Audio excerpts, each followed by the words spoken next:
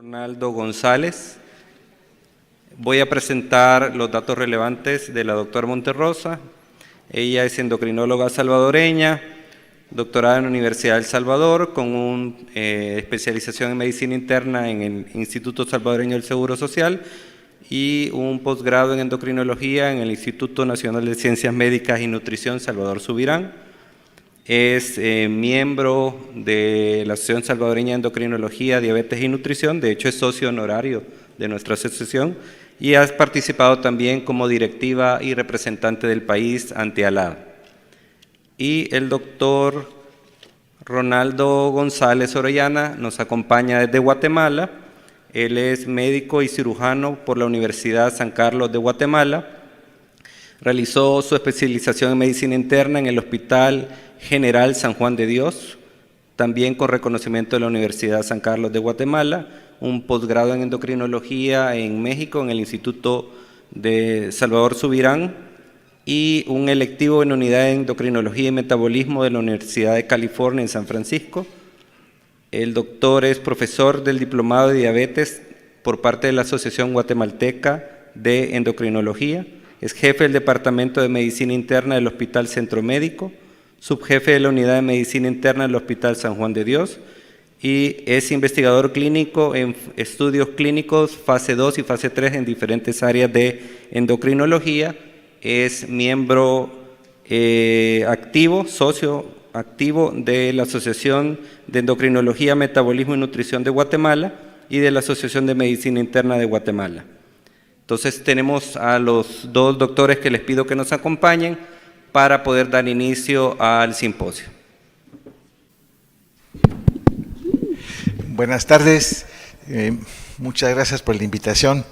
Es muy bueno ver a muy queridos amigos y tengo un poquito de tiempo, ahí está un querido amigo, y un poco de evolución y revolución. Cuando uno habla de estas cosas, lo que pretendo en realidad es como abrir un poco las expectativas a lo que la doctora tiene que contarnos. Porque mi agenda es muy sencilla, tiene como objeto discutir un poco desarrollo en el tiempo, historia de las guías de tratamiento. El doctor decía un artículo viejito del 2015, las guías son más viejitas y como el 2008, las primeras guías estructuradas como vamos a ver. Después, actualidad relacionada con qué está pasando con los pacientes diabéticos y finalmente qué vamos a hacer. Quisiera empezar con esta diapositiva que tiene como casi 30 años. Esta diapositiva la hizo el doctor Simet, que el doctor Simet en esta época, en el año 97, era como Messi. Es un superepidemiólogo que hacía unas predicciones como Nostradamus, pues. Y decía, miren, estamos en el año 97 y tenemos aproximadamente 120 millones de personas con diabetes y su estimación era que para el año 2025 este número sería de 280 millones de personas. En ese momento dijeron, estás loco, no sabes lo que estás diciendo, es más del doble, etcétera, etcétera. La IDF en el año 2011 o 2013 saca su actualización de datos y dice que para el 2013 aproximadamente eran 382 millones de personas con diabetes. Es decir, que 12 años antes que el doctor Simet, el número se superó en 50 millones de personas. Eso ya era suficientemente alarmante para decir, miren, el doctor Simet se equivocó, pero se equivocó para abajo. Unos años después, IDF actualiza los datos y dice que se espera que para el año 2021 serán 532 millones de personas con diabetes. Es poco menos que el doble de lo que el doctor Simet pronosticó en el escenario más macabro que se le ocurrió. Pero quiero hacer mención a, no sé cómo se pone el puntero, pero la parte derecha de la diapositiva estimaba que para el año, gracias, que para el año 21, ahí está, para el año 21 era aproximadamente, no pinta, gracias, 400 millones de personas con diabetes entre 45 y 79 años de edad y 128 entre 20 y 44. Esos números son terribles, pero lo que nos espera en 20 añitos nomás es que serán casi 800 millones de personas. Pero lo triste es que casi 200 millones de personas van a tener entre 20 y 44 años de edad. Es decir, los muchachitos que están jugando, bueno, no están jugando, están con el teléfono en sus casas que tienen 5 años, dentro de 20 va a engrosar esos 200 millones de personas. Esa es la evolución que tiene la diabetes desde el punto de vista de qué es lo que estamos haciendo. Estas guías, que son del 2008, simplemente decían, mire, el paciente si tiene menos de 240 haga esto, y si tiene más de 240 y o 8.5 de hemoglobina 1C, haga lo otro. Y se acabó el asunto. Y había insulina cristalina, hipoglucemiantes orales, etcétera, y no sé cuánto. Un poco después, unos años más tarde, las guías se hacen más intensas, vamos a decir, y tienen la impresionante cantidad de 5 columnas. 5 columnas que ahora nos reímos de esas columnas y vemos los medicamentos que se usaban. ¿Cuál fue el gran progreso?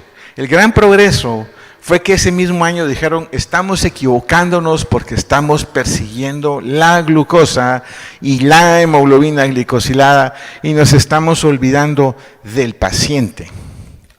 Nos estamos olvidando, mejor no lo toco, no es el que arruine todo, nos estamos olvidando que el paciente tiene complicaciones, tiene creencias, tiene edad, tiene comorbilidades, etcétera, que hacen que probablemente el tratamiento no sea el más adecuado para un paciente en particular. Ya para el año 21 y 22 las guías se ponen más grandes, aparentemente más complicadas, sin embargo, tiene una lógica muy importante. El paciente tiene o no tiene enfermedad cardiovascular, el paciente tiene o no enfermedad renal y sobrepeso, y tristemente el paciente tiene dinero o no para comprar sus tratamientos. El factor económico se considera desde hace un buen rato como uno de las fuentes para decir tratamiento en estos pacientes. Yo quería ver cuánto tiempo llevaba y aquí está un relojote que no había visto, pero está bien. Bueno, ¿qué pasa? Bueno, sucede que en el tiempo también el conocimiento de la enfermedad se ha desarrollado con diferentes cosas muy brillantes que empiezan en el siglo I, donde dice, Celso dijo, miren, los pacientes políticos pongan a hacer ejercicio, se van a adelgazar y extrañamente se van a mejorar. Después, en 1800 dice, mientras corre, no abuse de los caramelos e ingiera pan con moderación. Un paréntesis de 30 segundos. Les indicamos a los pacientes, haga ejercicio. Y el paciente genuinamente que cree que ir 15 minutos en la banda caminando, viendo el teléfono, gastándose 80 calorías en ese monstruoso ejercicio, le da permiso de al salir comerse una dona y un café no sé cuánto que tiene 800 calorías. Siempre maximizamos el ejercicio y minimizamos lo que nos comemos. Me comí un panito, hice un montón de ejercicio. Ya hace 200 y pico de años decían, eso no es tan cierto como parece. Y entre estos años se describen cosas interesantes como la serie de Langerhans, etcétera, etcétera. Y así va avanzando la cuestión hasta más o menos mediados del siglo XX, del siglo pasado, donde vemos algunas cosas, los primeros medicamentos por error, como suele suceder, si no vean la penicilina, dice, mire, encontramos que esta cosa da hipoglicemia a los pacientes. Las sulfas en la guerra. Lamentablemente muchas de esas sulfas fueron tóxicas y después de eso los pacientes se les bajaba el azúcar y también se morían. Sin embargo, un poco después ya sintetizaron biguanidas y sulfonilureas no tóxicas. Sigue la historia hacia adelante, la insulina, dispositivos para poderla usar, etcétera, etcétera.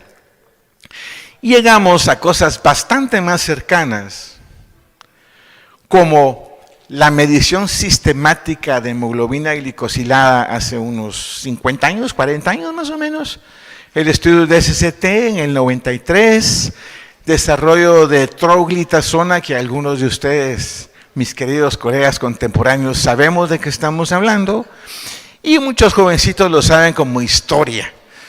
Hubo un medicamento que se llama troglitazona que fue sintetizado, vamos a decir, autorizado el mismo año que la glimepirida, que es mucho más común.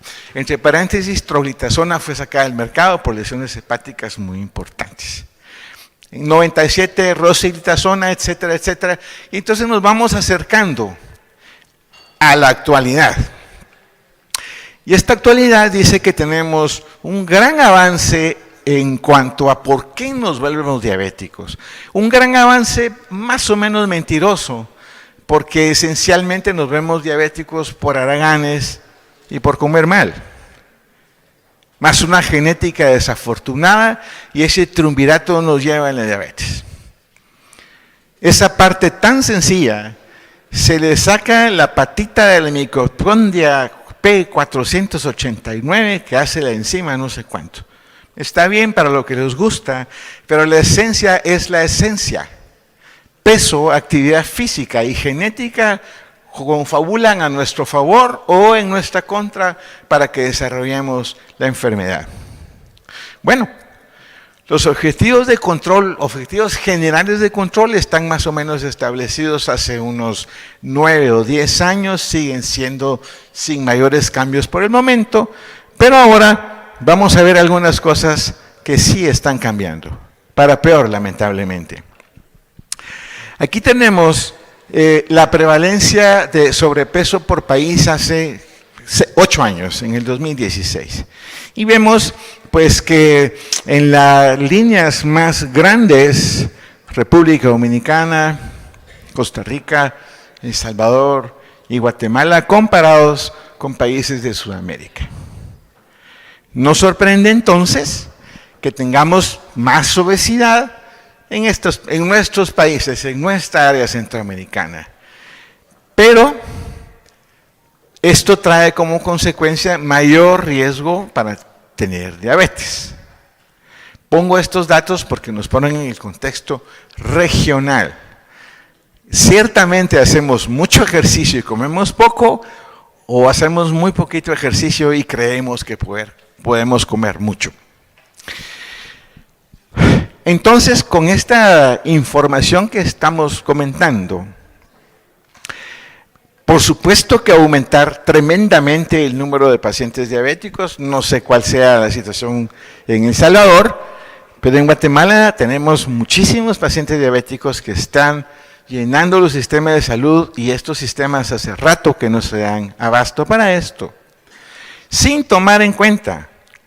Y regreso a la diapositiva de IDF 2021, de que en 20 años tendremos 800 millones de pacientes, que tendrán en 20 años muchos de ellos complicaciones crónicas relacionadas a la diabetes.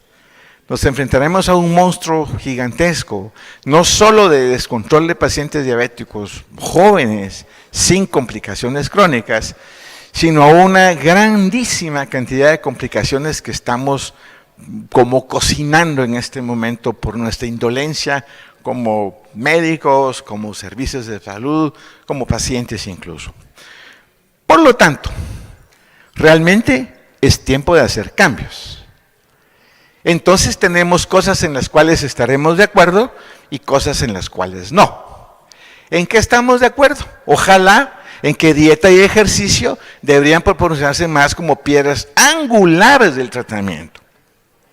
Son piedras angulares del tratamiento, pero jamás se presenta un simposio de manejo dietético del paciente, de manejo psiquiátrico del paciente, porque el paciente que tiene un pie que no le sirve, él no está contento comiendo, por supuesto, pero tendrá una serie de cosas que lo hacen que a pesar de saber que está mal, no puede parar de comer. Y lo que menos necesita ese paciente es un doctor, una doctora, que con mucho cariño o no tanto cariño lo castigue recordándole que es su culpa que sigue enfermo. Pero no lo orientamos correctamente qué es lo que debería hacer. También deberíamos estar de acuerdo, a pesar de 1000 cosas que han salido, en que metformina en pacientes correctamente seleccionados sigue siendo un buen medicamento para los pacientes diabéticos tipo 2. Y también de acuerdo, y eso no lo decimos nosotros los doctores, lo dicen las compañías farmacéuticas que dicen, estamos lanzando el último producto en la fisiopatología más novedosa, pero lleva metformina en la fórmula. Si todos los medicamentos modernos, antiguos, más o menos modernos, llevan metformina como parte de su formulación, es porque es muy buen medicamento a pesar del tiempo. Para hablar un poco de ejercicio, ahí está, ¿por qué deberíamos hacer ejercicio? No voy a hacer la famosa de que levante la mano porque no me interesa, pero la reflexión es cuántos de nosotros que le decimos a la gente, haga ejercicio, llegamos a la clínica con la conciencia tranquila que ya hicimos ejercicio o que vamos a hacer ejercicio cuando terminemos, o solo se lo decimos como el lorito al paciente que haga ejercicio. Ahí están plasmados cosas muy interesantes que el ejercicio hace. Y en la siguiente diapositiva, ¿por qué debemos combinar ejercicio cardiovascular con ejercicios de resistencia? Basta ya de decirle a los pacientes, mire, salga a caminar con su perrito 15 minutos y eso le va a alcanzar para que el azúcar no lo complique. Debemos combinar ejercicios de resistencia, sencillamente porque la resistencia aumenta la masa muscular y la masa muscular tiene efectos beneficiosos muy importantes más allá de la pretendida quema de calorías. ¿Por qué todos los que estamos aquí, entre paréntesis, ya me quedan como 4 minutos de la doctora me está haciendo ojos, ¿por qué todos los que estamos aquí, independientemente si somos sanos, si tenemos cualquier clase de enfermedad crónica o tenemos riesgo genético de tenerla, ¿por qué deberíamos de ejercitarnos? Los números son impresionantes. Miren cualquier cosa que está ahí. Reducciones importantísimas, demencia, falla cardíaca, osteoporosis, caídas accidentales, depresión, disfunción eréctil. ¿Cuál enfermedad, no digo que tienen, están en riesgo de tener? ¿Cuál no se beneficia de hacer ejercicio? Ninguna. Debemos hacer ejercicio. Me muevo ahora a la famosa dieta. Decimos, mire, no le diga al paciente que es dieta porque el pobrecito se va a ofender y no va a hacer caso. De todo modo no hace caso.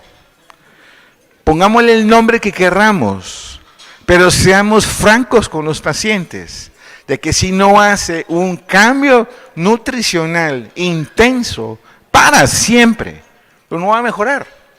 No importa el nombre que le pongamos, lo importante es que el paciente haga lo que tiene que hacer. ¿Qué hay que hacer? Pues un poco decirle al paciente estas cosas, mire, haga estas 7 cositas, solo que todos los días de su vida y todos los días que le queden de vida, y seguramente le va a ir mejor. En cuanto a la dieta, hay 1000 cosas. Hay una intermitente, South Beach Diet, cetogénica, no sé cuántas variantes de libros que son bestsellers, y que son fuente de millones para la gente que los escribe y para los que venden las porquerías que le dan de comer a la gente. Pero en realidad, si uno ve la comparación sistemática de las estrategias dietéticas, lo que predomina es coma bien, coma saludable, coma lo que necesita y no le va a ir mal. Eso está establecido hace miles de años. La reflexión es, durante centurias, miles de años, el ser humano comió de una manera y no se enfermaba. Yo iba con mi abuelita al mercado a comprar manteca. Y la manteca en el papel celofán, y con eso hacía los frijoles y con eso hacía no sé cuánto. Dios guarde, todo de dieta, todo 0 calorías, la gente no toma leche y cree que tomar jugo de almendra les va a prevenir la osteoporosis. Es decir, nos están haciendo hacer comer porquerías muy caras que están contradiciendo milenios de desarrollo humano solo porque tenemos información de internet. Hay que tener mucho cuidado con eso. Entonces, ya casi para terminar, porque ya vi el zapato de la doctora, ¿estamos de acuerdo en qué cosas? Bueno, el enfoque de las guías ha cambiado mucho. Hace unos 10 o 12 años empezaron a pensar más en la gente y no en la presión, el azúcar, los pies, sino en la persona como un ente, en que todos los pacientes, en que no todos los pacientes diabéticos tienen enfermedad cardiovascular de inicio. Por lo tanto, no tenemos que darle toda la que debería a los pacientes desde el principio, si es que los agarramos temprano y los convencemos que hagan cambios importantes en su vida. Y por supuesto, también está establecido que como el paciente reporte los primeros 10 años de su enfermedad, van a determinar el resto de la vida en cuanto a evolución. Estamos de acuerdo que es una enfermedad cardiovascular, eso no hay que volverlo a mencionar, y también estamos de acuerdo en que si tengo más hemoglobina glicosilada, tengo más chance de complicaciones crónicas. ¿Cuáles? Cualquiera. No hay una complicación crónica que se resista a un buen control en el tiempo. Por lo tanto, no deberíamos estar de acuerdo en que todos los pacientes tienen el mismo riesgo cardiovascular. Eso es mentira. Debemos hacer el mejor esfuerzo para establecer el riesgo cardiovascular de cada persona. Hay tablas, hay guías, hay apps, hay no sé cuánto, hay muchas cosas que permiten decir el paciente de don fulanito tiene poquito riesgo, la paciente de doña Juanita tiene mucho riesgo y actuar de acuerdo con eso. También en que todos los pacientes necesitan tratamientos más modernos. No podemos darle 500 miligramos de metformina por 20 años al paciente y pretender que va a ver, que va a caminar y que va a tener un corazón muy saludable. Y por supuesto, no podemos estar de acuerdo en continuar con la inercia terapéutica que tenemos muchos años de estar teniendo. Finalmente, en esta primera parte, nada más que riesgo cardiovascular y diabetes, ahí está cómo las diferentes complicaciones se asocian con riesgo cardiovascular en los pacientes. Por lo tanto, si un paciente tiene disfunción eréctil, tiene una enfermedad arterial muy importante. Si el paciente tiene retinopatía, seguramente tiene nefropatía diabética muy importante también. El paciente no son unos ojos que no ven, no es una pierna que no camina, no es una tripa que no se mueve. Es un organismo completo que probablemente por cuestiones de puntos débiles está diciendo, miren, me voy a manifestar como una gastroparesia diabética, pero tengo una neuropatía del diablo en todo el cuerpo, por favor ayúdenme. Y eso es lo que tenemos que tener en cuenta. Pues termino la primera parte y le cedo aquí a la doctora la siguiente parte, mucho más interesante, por supuesto, y mucho más agradable de ver, así que nos vemos en un ratito. Gracias. Adelantar, retroceder.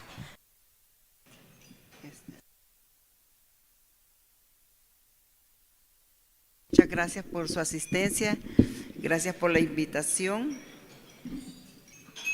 Vamos a seguir la siguiente parte de la evolución y revolución en el manejo de la diabetes tipo 2. Como ustedes saben, la diabetes es una enfermedad de etiología multifactorial, muy compleja en su manejo, y nuestros pacientes diabéticos generalmente mueren de enfermedad cardiovascular e infarto.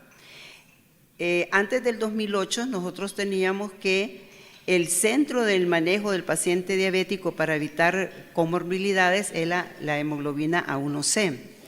Y se nos había dicho y habíamos aprendido que al manejar bien la hemoglobina A1C disminuíamos las morbilidades a nivel microvasculares, tanto retinopatía, nefropatía y neuropatía, pero quedaba de lado las complicaciones macrovasculares que sí se disminuían, pero no tanto como las complicaciones microvasculares.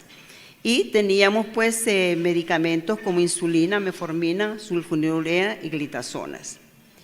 Pero desde el año 2013, a partir de que el rosiglitazona demostró en unos estudios mayores eventos cardiovasculares y mayor muerte cardiovascular, la FDA obligó a todas las casas farmacéuticas a hacer estudios de seguridad cardiovascular.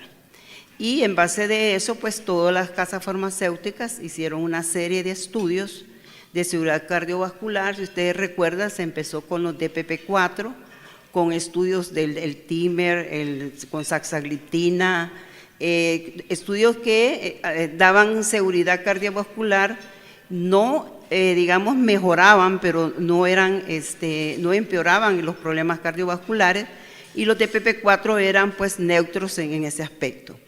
Pero fue hasta el 2013 con empaglifosina, con el estudio EMPA-REG, que se rompió el hito en el tratamiento del paciente diabético. Allí pues se demostró en este estudio que pues sí había un medicamento que podía mejorar los resultados cardiovasculares en el paciente. Y así vimos que con empaglifosina hubo una disminución del 14% de eventos cardiovasculares, un 38% de disminución de muerte cardiovascular y un 32% de mortalidad y de 35% de disminución de hospitalización por insuficiencia cardíaca. Como ustedes ven, pues un producto que realmente vino a revolucionar el manejo y el tratamiento del paciente diabético. También posteriormente salió el estudio líder, ¿verdad? Con los GLP-1, que también demostraron buenos resultados en eventos cardiovasculares. Entonces, actualmente y a partir de ese estudio, vemos que el manejo del paciente diabético se va a centrar principalmente en seleccionar el medicamento dependiendo de la morbimortalidad que tenga el paciente. Vamos a seleccionar dependiendo también de si el paciente ha tenido o no arteriosclerosis, infarto cerebral, muerte cardiovascular, hospitalización por insuficiencia cardíaca y progresión de enfermedad renal crónica. Y para esto pues salieron los diferentes medicamentos GLT2 y los GLP-1, que son los que han cambiado el manejo en el tratamiento del paciente diabético. Además, estos medicamentos tienen también, digamos, la facilidad o tienen la ventaja de hacer disminución de otros parámetros que son necesarios en el paciente diabético, como control de la presión arterial, control de los lípidos, control del peso y disminución del control de los factores de riesgo. Estos medicamentos que han revolucionado el manejo del paciente diabético también revolucionaron el manejo de las guías, ¿verdad? Todas las guías se cambiaron, ¿verdad? Las guías europeas en diabetes, las guías en cardiología, las guías digamos, guías de nefrología, y hubo un cambio que favorece a todos nuestros pacientes diabéticos porque vamos a tener más, digamos, menos problemas de muerte vascular en nuestros pacientes. Y acá tenemos, por ejemplo, la guía de la ADA. Vemos, por ejemplo, que la guía tiene 4 puntos importantes para seleccionar nuestro medicamento. Uno, que el paciente diabético tenga una mortalidad, tenga ya enfermedad cardiovascular o que tenga indicadores de alto riesgo cardiovascular o que tenga insuficiencia cardíaca o que tenga insuficiencia renal o que tenga problemas de obesidad. O sea que nosotros vamos a dirigir nuestro tratamiento en base a esos 4 comorbilidades, ¿verdad? Entonces, esto va a ser independiente del nivel de hemoglobina glicosilada. Y ellos mencionan en la disminución de arteriosclerosis y factores de alto riesgo cardiovascular utilizar los GLT2 y GLP1. Para insuficiencia cardíaca únicamente ellos recomiendan utilizar un GLT2 y para insuficiencia renal crónica recomiendan utilizar un GLT2 y si no un GLP1 comprobada beneficio renal o cuando no se tolera el GLT2. Y así por ejemplo, para problemas de peso, ¿verdad? Tenemos que seleccionar un medicamento que vaya a mejorar el peso en el paciente. También las guías de cardiología mencionan que para reducir el riesgo cardiovascular en pacientes diabéticos, independiente del control de la glucosa, podemos utilizar un GLP1 o un GLT2. Y en aquellos pacientes que tienen insuficiencia cardíaca, seleccionar exclusivamente un GLT2 que ha probado beneficio en este parámetro.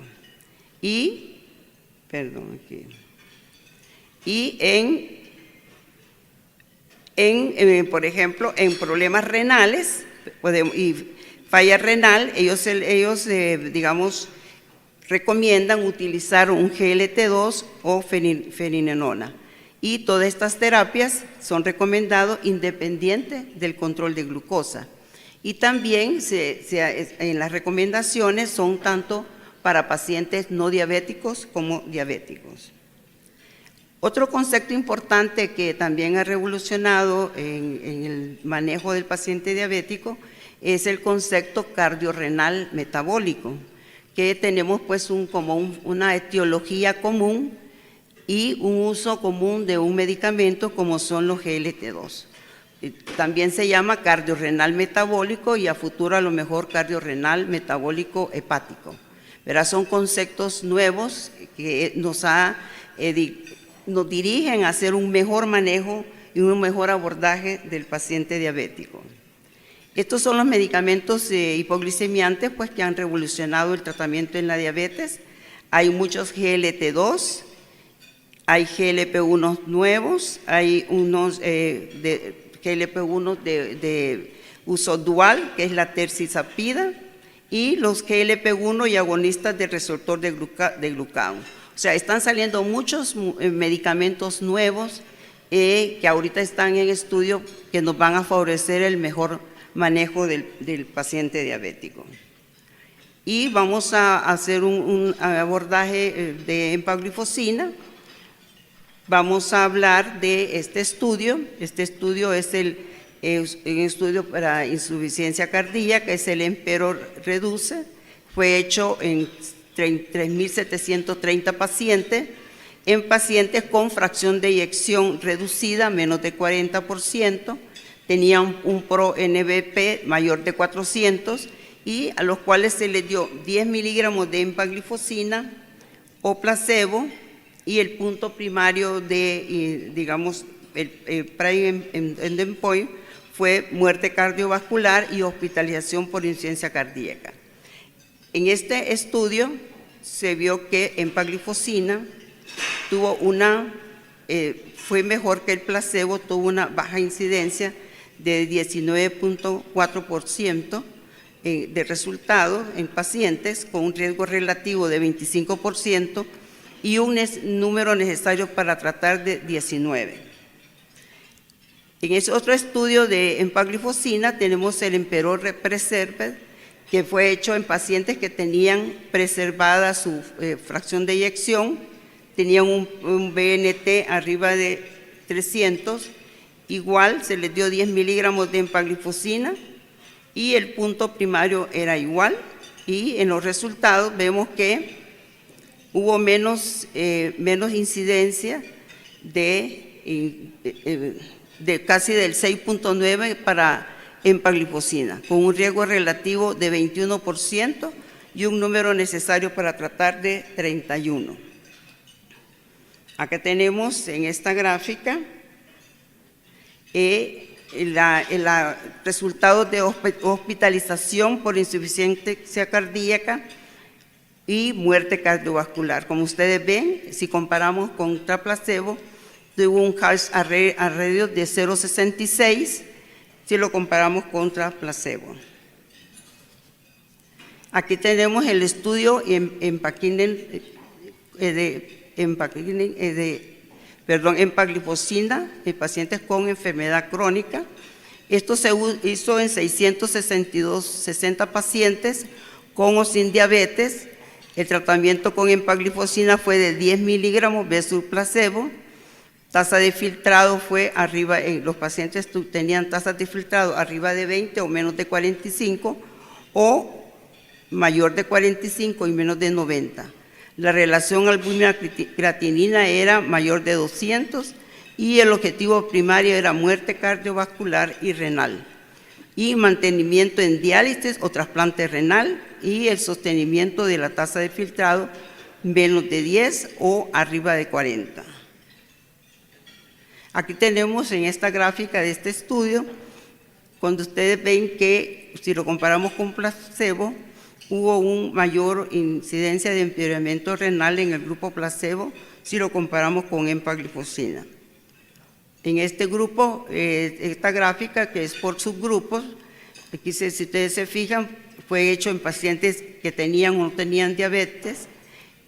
Aquí están los estimados de tasa de filtrado, que tenían menos de 30, algunos, o de 30 a 45, arriba de 45, y aquí están los diferentes, grupos que tenían las diferentes microalbuminurias que llegaban hasta arriba de 300. Si ustedes se fijan en esta gráfica, a todos los subgrupos les fue mejor los que estaban con empaglifosina que los que estaban con el grupo placebo.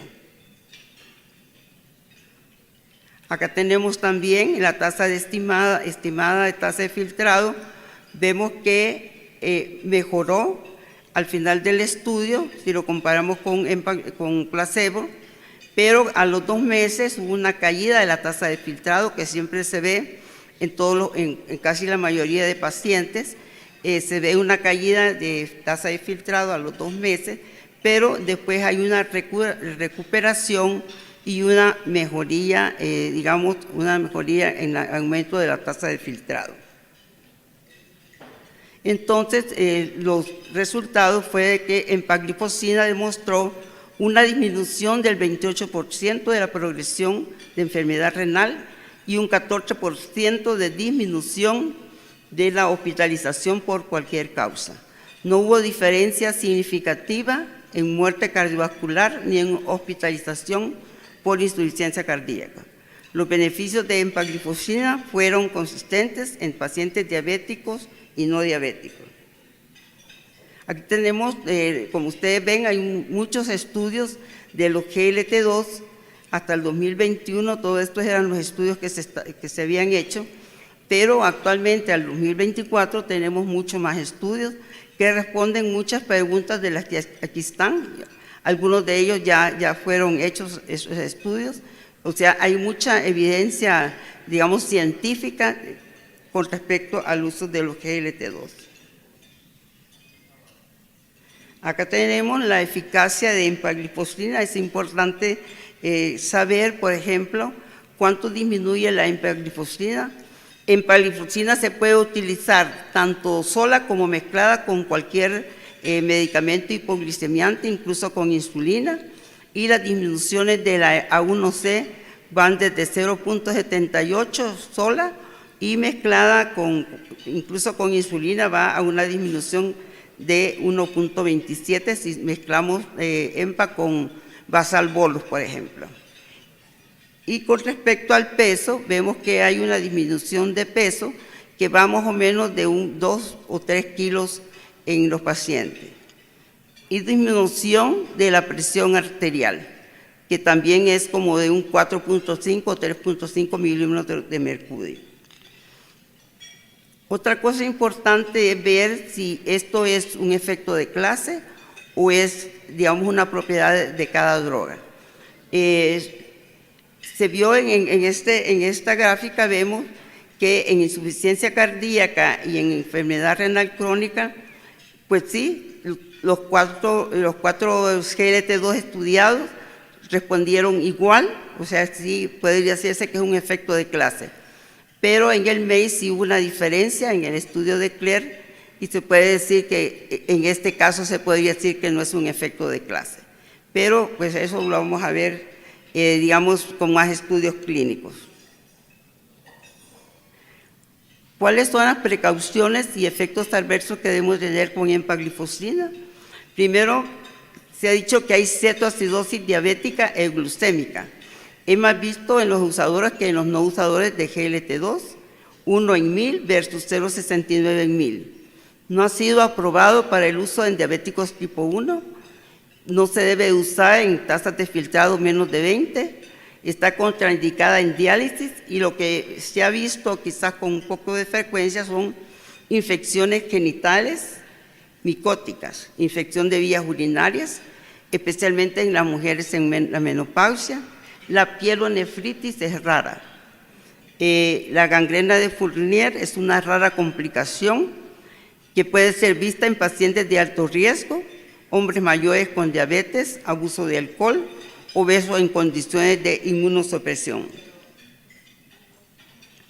Conclusiones, entonces, empaglifosina debe ser prescrita en pacientes diabéticos tipo 2 con enfermedad cardiovascular y o enfermedad renal crónica, o en pacientes con 3 o más factores de riesgo cardiovascular, reduce el riesgo de hospitalizaciones por insuficiencia cardíaca y muerte cardiovascular en adultos con fracciones de eyección restringida o preservada, independiente del diagnóstico de diabetes tipo 2. Reduce el riesgo de progresión de enfermedad renal terminal en diabéticos tipo 2 y en pacientes diabéticos con enfermedad renal crónica. Y en pacientes no diabéticos, perdón. Entonces, pues hay una revolución en el manejo de la diabetes tipo 2 por nuevos conceptos, nuevas guías de tratamiento, nuevos medicamentos que van a beneficiar a largo plazo la calidad de vida y la sobrevida de nuestros pacientes diabéticos tipo 2. Y entonces, ¿qué hacemos con los pacientes, doctor? No todos los días puede uno bajar a una dama tan guapa del Strava, así que ya con eso estuvo re bueno el evento. Miren, en realidad nos vamos moviendo un poco desde lo que pasaba en el siglo I, de la comida y el ejercicio, hasta cosas tan interesantes como las que la doctora nos contó y que seguramente darán mucho que hablar no sé cuántos años. La pregunta entonces es,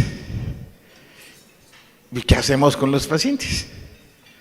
Porque los pobres pacientes no tienen la culpa de que sus papás les den de comer porquerías desde que son niños.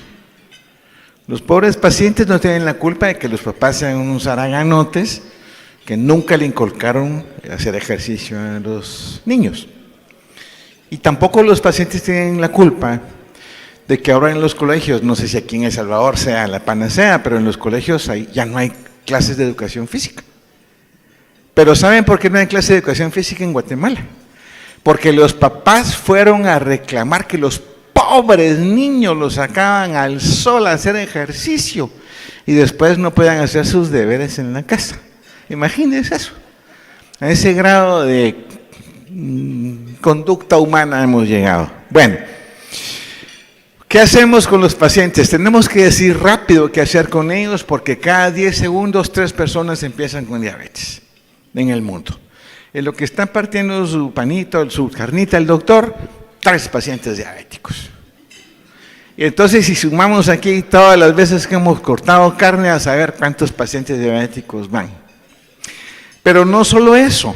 Vean ustedes que el aumento de número de pacientes diabéticos No depende si hay dinero, si no hay dinero, si tienen ojos grandes, si son rubios. Es universal, porque son poblaciones de personas que tienen los mismos problemas alimenticios, de ejercicio y genéticos. Pero ¿cuál es el impacto de que cada 10 segundos 3 personas desarrollan diabetes? Pues el impacto es ese. Cada 6 segundos una persona se muere por alguna complicación relacionada con diabetes. ¿Cuáles? Ahí están. Infecciones, corazón, eventos vasculares cerebrales, etcétera, etcétera. Está establecido también que tener diabetes es igual a me voy a morir antes en general. Y el me voy a morir antes en general depende de la edad en que me encontraron, la severidad intrínseca de la enfermedad y, por supuesto, del tratamiento que me dé mi doctor. Y es ahí donde entra nuestra cuestión ética, moral y terapéutica de qué hacer con los pacientes que están confiando en nosotros su salud.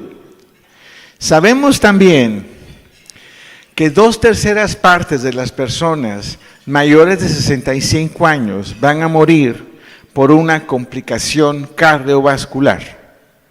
De tal manera entonces que dentro del manejo, como yo proponía hace un rato, de averiguar exactamente la situación cardiovascular de cada paciente que se siente en nuestro consultorio, pues aparte de esa obligación, tenemos la otra, que es cómo modificar su pronóstico de vida, cómo hacer que el paciente se muera menos en el tiempo. Porque claramente está establecido que a partir del diagnóstico de diabetes se muere cada año entre 1 y 1.3% de 100 pacientes diagnosticados por diabetes. Cada año se van muriendo, de tal manera que a los 7 años hay unos 20 pacientes que ya no están. Ese es el asunto. ¿Cuáles son los problemas más importantes?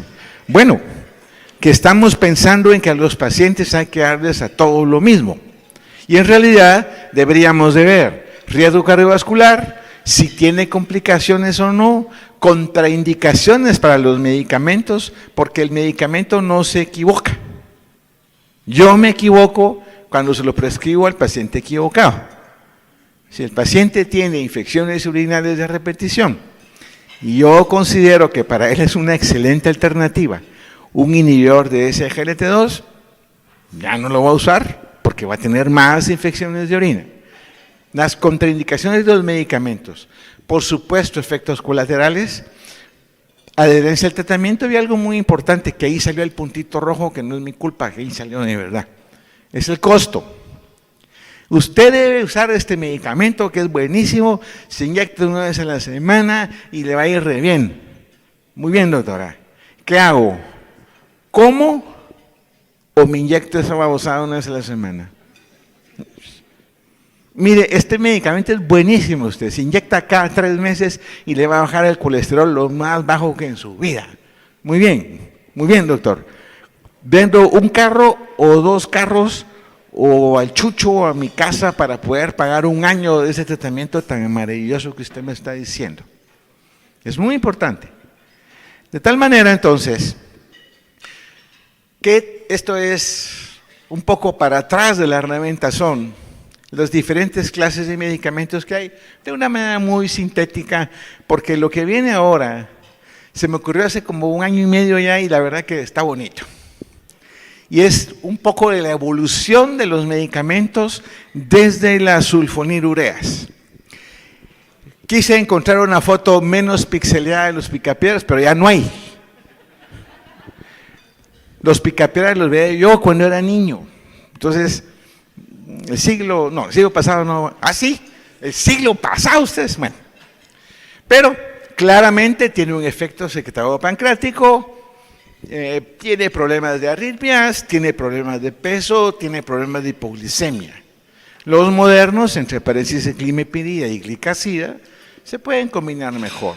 Sin embargo, no son medicamentos que no debamos usar. Tienen su nicho de pacientes que benefician muchísimo de ellos. Hay estudios muy interesantes de seguridad cardiovascular de glimepirida que dicen que es neutral. Entonces, quizá que algún otro picapiedra podamos sacarlo para acá. Pero ahora vamos a ver algo que se adelantó en el tiempo, y es la metformina. También eso lo daban cuando era niño, y hablaban por teléfono celular, y el robot limpiaba. Ahora hay la Rumba, ¿eh? Es una aspiradora que limpia sola. Hace 50 años esta gente lunática, brillante, lo pronosticó. Y entonces también tenemos un medicamento muy viejito, pero que sigue dando novedades cada vez. ¿Por qué? Porque sigue siendo la pieza fundamental en el tratamiento. Pregúntenle a todas las sales nuevas que hay. Todas se combinan con metformina. Efecto neutral en el peso. No es que baje de peso. Efecto neutral. Protección cardiovascular. El asterisco de la protección cardiovascular, DSCT, muy poquitos pacientes con metformina y se vio efecto protector. Bueno, hay estudios en los cuales ya no es metformina, pero acompañan los otros y tiene protección cardiovascular. Sin embargo, pues no todo el mundo la tolera bien. Claramente gastrointestinal es el cuco más importante de este asunto. Y contraindicaciones muy importantes que deben ser individualizadas en cada individuo o en cada persona que le vamos a dar el medicamento. Nos movemos un poco más. Cuando mis hijos estaban pequeños, entonces nos movemos al siguiente grupo de medicamentos y llega Buzz Lightyear. Los inhibidores de DPP-4, moléculas muy modernas, ya son del año 2000 para acá. Mis hijos, ¿verdad? Mis hijos vimos no sé cuántas veces todas las películas esas, pero tienen características muy interesantes de seguridad. No dar hipoglicemia, ser neutrales en el peso, poderse combinar con otros medicamentos, muy interesante también. Lamentablemente, no tienen un perfil beneficioso en pacientes severamente comprometidos cardiovascularmente. Pero desde el momento que tienen cosas interesantes, podrían combinarse con otros medicamentos que sí protegen cardiovascularmente, como ISGLT2, metformina, no con inhibidores de GLP-1, porque recuerden ustedes que el efecto incretínico es un GLP-1 chiquitito y el GLP-1 es un efecto incretínico gigante. Entonces, eso sí no vale la pena. Y por supuesto, muy fáciles de combinar. Sin embargo, lamentablemente, ningún medicamento, ninguna familia tiene los efectos maravillosos que nos contó la doctora. Y entonces viene la siguiente familia de fármacos. Los Transformers. Cosas maravillosas que uno no se imaginaba que iban a pasar en solo 6 años de estar presentes estos fármacos. Cosas impresionantes que no se explican individualmente por ninguno de los mecanismos de acción propuestos. Glucosuria, natriuria, diuresis osmética, pérdida de peso. Ninguno de esos explica solito todo lo que hacen los inhibidores de SGLT2. Entonces, como muchas veces en medicina estamos felices como perritos moviendo la cola por algo que está bien bonito, que funciona muy bien, pero que en realidad todavía no entendemos cómo va. Quizá en 10 años o 15 años esto sea como es ahora la sulfonilurea, sea quién sabe qué familia, pero hoy por hoy no existe una familia de fármacos. Y la doctora lo presentó cuando comparó todas las inhibidores ISGLT2. No existe una familia de fármacos que haga todo eso no siendo un medicamento cardiovascular. Es que eso hay que puntualizarlo. Es como que si yo me tomara una medicina para la gastritis y me sacara pelo. O sea, ¿qué tiene que ver? ¿Es algo así o no? Baja el azúcar y no se mueren, no los hospitalizan, no los amputan, la presión mejora, los triglicéridos están bien y encima baja el azúcar. Pues chica, Es algo que no hemos visto. Casi para terminar,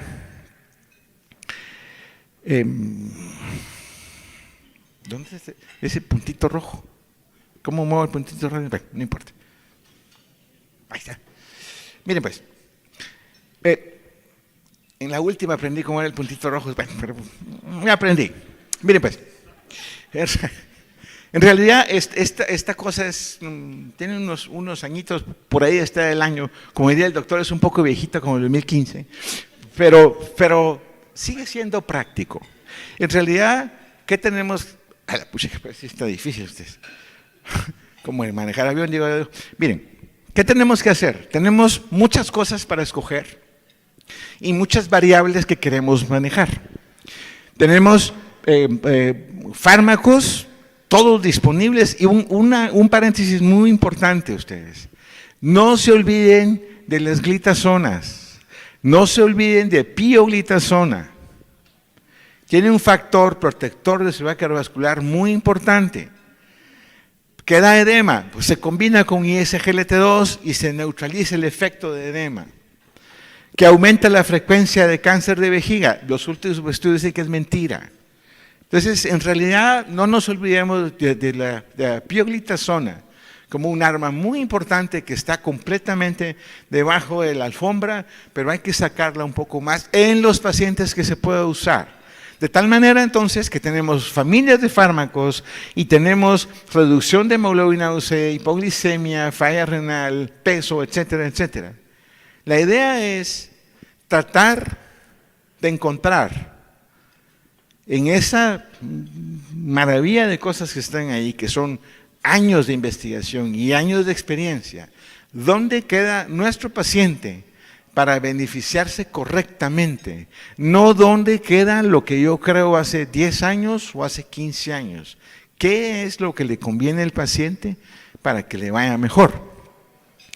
Entonces, quisiera terminar con decir cosas que resultan obvias después de lo que hemos platicado en estos 56 minutos y 26, 25, 24 segundos que llevamos.